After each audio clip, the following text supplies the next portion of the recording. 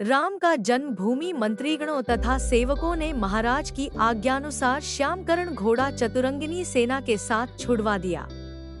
महाराज दशरथ ने देश देशांतर के मनस्वी, तपस्वी, विद्वान ऋषि मुनियों तथा वेदविज्ञ प्रकांड पंडितों को यज्ञ संपन्न कराने के लिए बुलावा भेज दिया। निश्चित समय आने पर समस्त अभ्यागतों के साथ महाराज दशरथ अपने गुरु वशिष्ठ जी तथा अपने परम मित्र अंग देश के अधिपति लोकपाल के जामाता ऋषि को लेकर यज्ञ मंडप में पधारे। इस प्रकार महान यज्ञ का विधिवत शुभारंभ किया गया।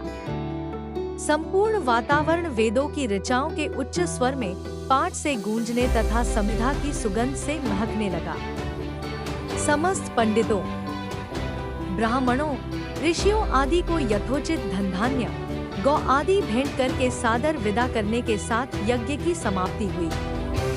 राजा दशरथ ने यज्ञ के प्रसाद चरा को अपने महल में ले जाकर अपनी तीनों रानियों में वितरित कर दिया।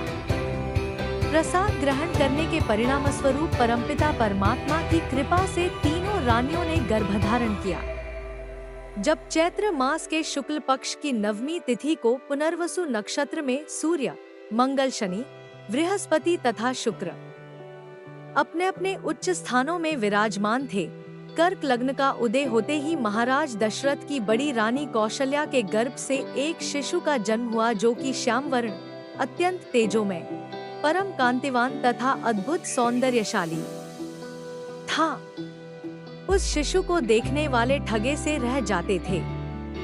इसके पश्चात शुभ नक्षत्रों और शुभ घड़ी में महारानी कैकेयी के एक तथा तीसरी रानी सुमित्रा के 2 तेजस्वी पुत्रों का जन्म हुआ।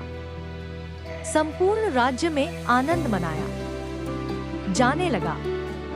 महाराज के 4 पुत्रों के जन्म के उल्लास में गंधर्व गान करने लगे और अप्सराएं नृत्य करने लगी। देवता अपने विमानों में बैठकर पुष्प वर्षा करने लगे।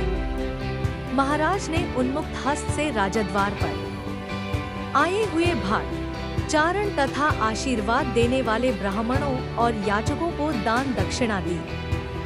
पुरस्कार में प्रजाजनों को धन धान्य तथा दरबारियों को रत्न, आभूषण तथा उपाधियां प्रदान किया गया। चारों पुत्रों का नामकरण संस्कार महर्षि वशिष्ठ के द्वारा कराया गया तथा उनके नाम रामचंद्र, भरत, लक्ष्मण और शत्रुघ्न रखे गए। आयु बढ़ने के साथ ही साथ रामचंद्र गुणों में भी अपने भाइयों से आगे बढ़ने तथा प्रजा में अत्यंत लोकप्रिय होने लगे।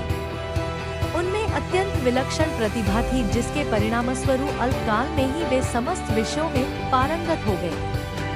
उन्हें सभी प्रकार के अस्त्र शस्त्रों को चलाने तथा हाथी, घोड़े एवं सभी प्रकार के वाहनों की सवारी में उन्हें असाधारण निपुणता प्राप्त हो गई। वे निरंतर माता पिता और गुरुजनों की सेवा में लगे रहते थे। उनका अनुसरण शेष 3 भाई भी करते थे। गुरुजनों के प्रति जितनी श्रद्धा भक्ति इन चारों भाइयों में थी, उतना ही उनमें परस्पर प्रेम और सौहार्द भी था। महाराज दशरथ का हृदय अपने चारों पुत्रों को देखकर गर्व और आनंद से भर उठता था।